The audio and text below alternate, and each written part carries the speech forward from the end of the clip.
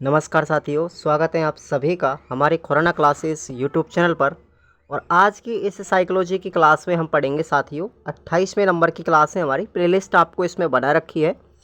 तो आज के इस टॉपिक में हम पढ़ेंगे बुद्धि का परीक्षण, यानी बुद्धि के परीक्षण यानी कौन कौन से हैं और बुद्धि के सोपान क्या हैं। इस चैप्टर के अंदर हमने इससे पहले वाली क्लास भी हमने पढ़ी, बुद्धि के प्रकार, बुद्धि के सिद्धांत। तो आप लोग इस चैप्टर को आप लोग ज़रूर पढ़ना। 27वें नंबर की जो क्लास है साथियों, वेरी वेरी इंपॉर्टेंट है। और 28वें नंबर की क्लास जो आपको आज कराई जा रही है, ये दोनों ही क्लास बेटर है। यहाँ से आपको 2 से 3 प्रश्न इन दोनों क्लासों से डायरेक्ट मिलेंगे। आपको चिंता करने की कोई बात नहीं, प्रश्न डीपली नहीं पूछा जाता। तो आप लोग बुद्धि के सिद्धांतों को जरूर पढ़ेंगे। 27वें नंबर की क्लास है, आप लोगों को प्लेलिस्ट में बना रखी है। और आप लोग ज़रूर से ज़रूर, आप सभी विद्यार्थी अगर रीट प्रे की अगर तैयारी कर रहे हैं ना, तो एक बार इस टेस्ट सीरीज़ का ज़रूर अवलोकन करें साथियों। यहाँ से आपको टेस्ट बहुत अच्छी तरीके से, डीपली तरीके से, टॉपिक वाइज ये टेस्ट सीरीज़ है ऑल सब्जेक्ट की। इसमें आप लोग अपनी प्रैक्टिस को करते रहिएगा। और चलिए आज के हम मूल टॉपिक पर चलते हैं। सबसे पहले हम बात कर लेते हैं साथियों, बुद्धि मापन के सोपान कौन कौन से हैं। आप लोग एक बार चैनल को सब्सक्राइब करके रखें, वीडियो को लाइक ज़रूर करना भाई, ठीक है। लगातार आपको साइकोलॉजी की क्लास कंटिन्यूस चल रही है और आपके लिए टेलीग्राम का लिंक दिया गया है वीडियो के डिस्क्रिप्शन में, उसको आप लोग ज़रूर ज्वाइन करें। और हमारा एप्लीकेशन है, उस पर टेस्ट सीरीज़ को ज्वाइन करें। तो बुद्धि के सोपानों की मैं बात कर रहा हूँ। तो बुद्धि के आपके 3 सोपान हैं। कितने हैं? 3 सोपान। एग्ज़ाम में डायरेक्ट पूछे जाते हैं कभी कभी। तो पहला है हमारा वास्तविक आयु यानी क्रिटिकल एज, दूसरा है मानसिक आयु मेंटली एज, और तीसरा है बुद्धि लब्धि, यानी बुद्धि लब्धि का मतलब इंटेलिजेंस क्वांटिटी। तो ये बुद्धि लब्धि के जो आपको ये 3 बुद्धि मापन के 3 सोपान है, ये आपको याद रखने। अब इनका इस्तेमाल किया था टर्मन साहब ने इनका उपयोग किया था और बुद्धि का सूत्र दिया था साथियों। बुद्धि लब्धि का सूत्र दिया था MA/CA गुना 100। इसका मतलब मानसिक आयु बटे वास्तविक आयु इंटू 100। और ये 1916 में टर्मन के द्वारा ये बुद्धि का सूत्र था। इसको हम बुद्धि का संशोधित सूत्र भी कहते हैं। आपको मैंने 27वें नंबर की क्लास में बताया कि 1912 के अंतर्गत कुलेमान और स्टर्नबर्ग ने बुद्धि का सूत्र दिया था, जिसमें केवल इतना ही बताया था MA/CA, लेकिन गुना 100 से किया था किसने? टर्मन से। टर्मन ने इसको गुना 100 से किया और IQ इसका नाम दे दिया बुद्धि का संशोधित सूत्र 1916 में। अब यहाँ से रीट 2023 में प्रश्न पूछा गया साथियों मेंस के अंदर सीधा सीधा कि एक व्यक्ति है, उसकी मानसिक आयु 120 है। कितनी है? मानसिक आयु 120 है, तथा उसकी वास्तविक आयु 60 है। तो बुद्धि लब्धि कितनी हो जाएगी साथियों? 2 हो जाएगी। इस तरीके से एक प्रश्न पूछा गया था अभी रीट मेंस में, हाल ही में। मैंने एग्जाम्पल देकर के आपको समझाया है। तो इस तरीके से प्रश्न भी ये पूछा गया था। अब हम बात करते हैं बुद्धि परीक्षण के इतिहास का, थोड़ा सा वर्णन कर लेते हैं। बुद्धि परीक्षण के द्वारा मानसिक आयु ज्ञात की जाती है। क्या की जाती है? मानसिक आयु बुद्धि परीक्षण के द्वारा। सबसे पहला बुद्धि परीक्षण इंपॉर्टेंट है, नोट कीजिए आप लोग इसको। सबसे पहला बुद्धि परीक्षण 1905 में किया गया था। किसके द्वारा? फ्रांस के रहने वाले थे अल्फ्रेड बिने ने साइमन की मदद से ये परीक्षण तैयार किया, जिसको बिने साइमन बुद्धि परीक्षण कहते हैं। इंपॉर्टेंट है, याद रख लेना। पहला बुद्धि परीक्षण कब हुआ था? 1905 में। किसने किया था? बिने और साइमन, दोनों मनोवैज्ञानिकों ने किया था, और इसको बिने साइमन बुद्धि परीक्षण नाम दिया गया। अब इस बुद्धि परीक्षण के अंतर्गत जब शुरुआत में सबसे पहले जब इस बुद्धि परीक्षण का प्रतिपादन किया, तो इसमें प्रश्नों की संख्या उन्होंने 30 रखी थी। फिर बाद में इस बुद्धि परीक्षण का संशोधन किया गया था 1908 में। 1908 में संशोधन किया गया था, ठीक है। फिर उसके बाद दूसरा संशोधन किया गया था 1911 में, ठीक है, जिसमें प्रश्नों की संख्या कितनी रखी गई थी? 59 रखी गई थी। क्लियर? ये आपको ध्यान रखना है। आगे बात करते हैं। देखिए 1916 ईस्वी में अमेरिका के स्टैनफोर्ड विश्वविद्यालय में टर्मन की अध्यक्षता में विनय साइमन बुद्धि परीक्षण में फिर से एक बार संशोधन किया गया। कब किया गया था? 1916 में फिर एक बार हुआ था टर्मन की अध्यक्षता में। और इस संशोधित बुद्धि परीक्षण के अंतर्गत अब आपको ध्यान रखना है, संशोधित बुद्धि परीक्षण अगर बात की जाए तो किसने दिया? स्टैनफोर्ड विनी ने दिया। और इसी को हम टर्मन बुद्धि परीक्षण भी कहते हैं साथियों, जिसमें प्रश्नों की संख्या कितनी है? 90 हो गई थी। तो अब आपको याद रखना है, मैं आपको एक बार फिर से रिपीट कर देता हूँ। पहला बुद्धि का परीक्षण 1905 में किया गया था, 1905 में, जिसमें प्रश्नों की संख्या 30 थी। और फिर उसके बाद 1911 में जो संशोधन हुआ था दूसरा, इसमें प्रश्नों की संख्या 59 रखी गई थी। फिर तीसरी बार जब संशोधन हुआ था टर्मन साहब की अध्यक्षता में 1916 में, तो किसने किया था? स्टैनफोर्ड विनी ने किया था इसमें संशोधन। तो इसको हम स्टैनफोर्ड विनी परीक्षण या फिर संशोधित परीक्षण या फिर इसको हम टर्मन बुद्धि परीक्षण के नाम से जानते हैं, जिसमें प्रश्नों की संख्या कितनी लिखी गई थी? 90 लिखी गई थी। याद रखना आप लोग। अब बात करते हैं, ये तो हुआ हमारा दुनिया का पहला बुद्धि परीक्षण। अगर बात करें भारत की, तो भारत में पहला बुद्धि का जो परीक्षण किया गया था साथियों, वो 1992 के अंदर किया गया था। कहाँ पर किया गया था? FG कॉलेज लाहौर के प्रिंसिपल साहब थे, जिसका नाम था डॉक्टर CH राइस, इनके द्वारा किया गया था। तो इम्पोर्टेंट है, नोट लगाइए आप इस पर। भारत में बुद्धि का पहला परीक्षण हुआ था। बुद्धि का पहला परीक्षण भारत के अंतर्गत 1922 में किसके द्वारा हुआ था? डॉक्टर CH राइस के द्वारा। डॉक्टर CH राइस ने बिने साइमन बुद्धि परीक्षण का भारतीय अनुकूलन किया तथा परीक्षण क्या कहलाया? इस परीक्षण को नाम दिया था उन्होंने हिंदुस्तानी बिने परफॉर्मेंस पॉइंट स्केल। बहुत बार एग्जाम में रिपीट हुआ है। डॉक्टर CH राइस ने जो बिने साइमन बुद्धि परीक्षण के अंतर्गत भारतीय अनुकूलन किया था, उस परीक्षण का नाम रखा था हिंदुस्तानी विनय परफॉर्मेंस पॉइंट स्केल परीक्षण। ये आपको ध्यान रखना है इसका नाम।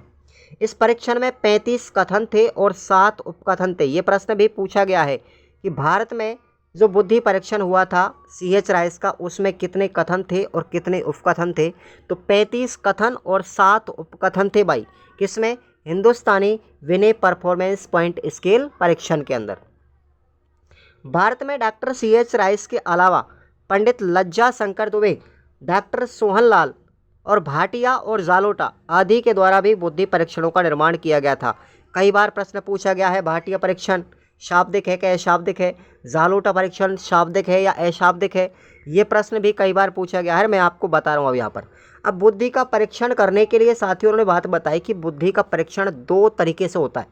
एक तो होता है व्यक्तिगत और दूसरा होता है सामूहिक। अब यहाँ पर व्यक्तिगत भी 2 प्रकार का होता है, एक होता है शाब्दिक व्यक्तिगत और दूसरा होता है अशाब्दिक व्यक्तिगत। सामूहिक को भी 2 भागों में डिवाइड किया, सामूहिक शाब्दिक परीक्षण और दूसरा है सामूहिक अशाब्दिक परीक्षण। और अशाब्दिक परीक्षण को भी 2 भागों में डिवाइड किया, निष्पादन परीक्षण और दूसरा है पेपर पेंसिल चार्ट परीक्षण। तो इस तरीके से आपको अब मैं आपको बता रहा हूँ एक एक के बारे में। देखिए, शाब्दिक परीक्षण क्या होता है? शाब्दिक परीक्षण वे होते हैं जिनमें शब्दों का प्रयोग किया जाता है, या तो बोल करके करते हैं या हम लिख करके करते हैं। वो सब क्या होते हैं? शाब्दिक परीक्षण होते हैं। जबकि अशाब्दिक परीक्षण वे होते हैं जिनमें शब्दों का प्रयोग नहीं होता है। ठीक है, जैसे कौन कौन से हैं? अब मैं आपको नाम बता रहा हूँ साथियों। अशाब्दिक परीक्षण कौन कौन से हैं?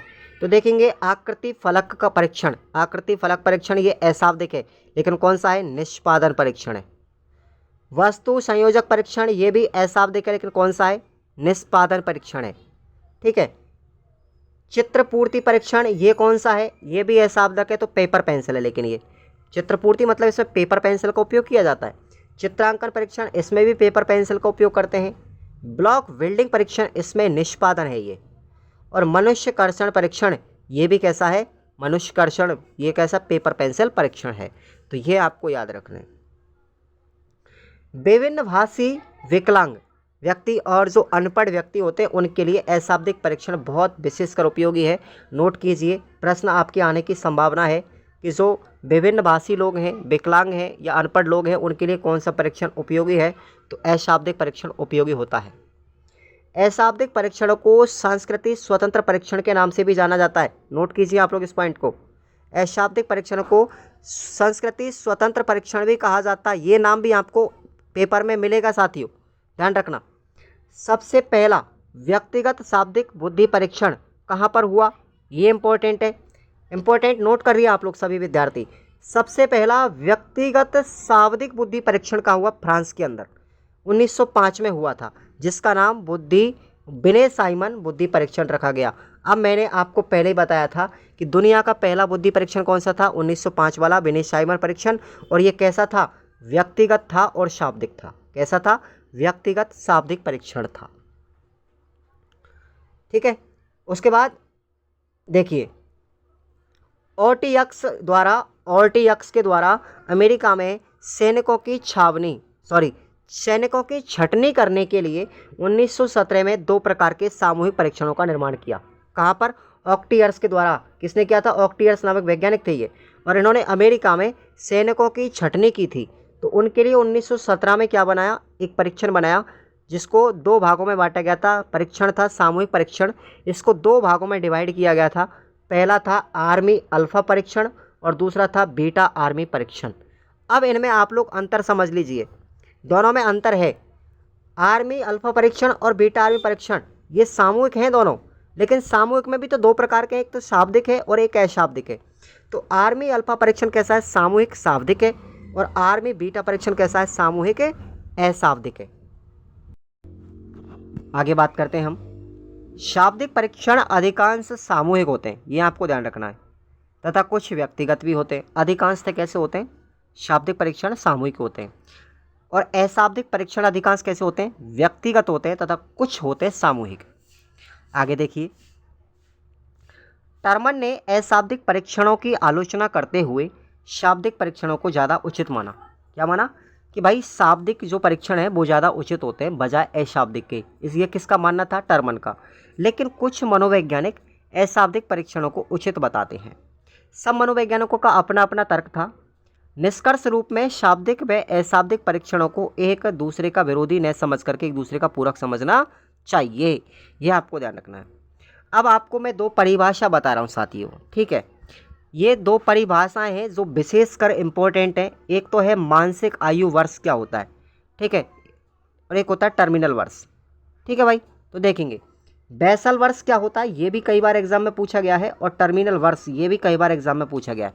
तो बेसल वर्ष क्या होता है, जिस अधिकतम आयु स्तर के प्रश्नों को बालक हल कर देता है उसे हम क्या कहेंगे, बेसल वर्ष कहेंगे। जिस अधिकतम आयु स्तर के प्रश्नों को कोई बच्चा अगर उनको हल कर देता है, उनका सॉल्यूशन कर देता है, तो उसे हम बेसल वर्ष कहते हैं। और वही उनकी क्या होती है, मानसिक आयु होती है।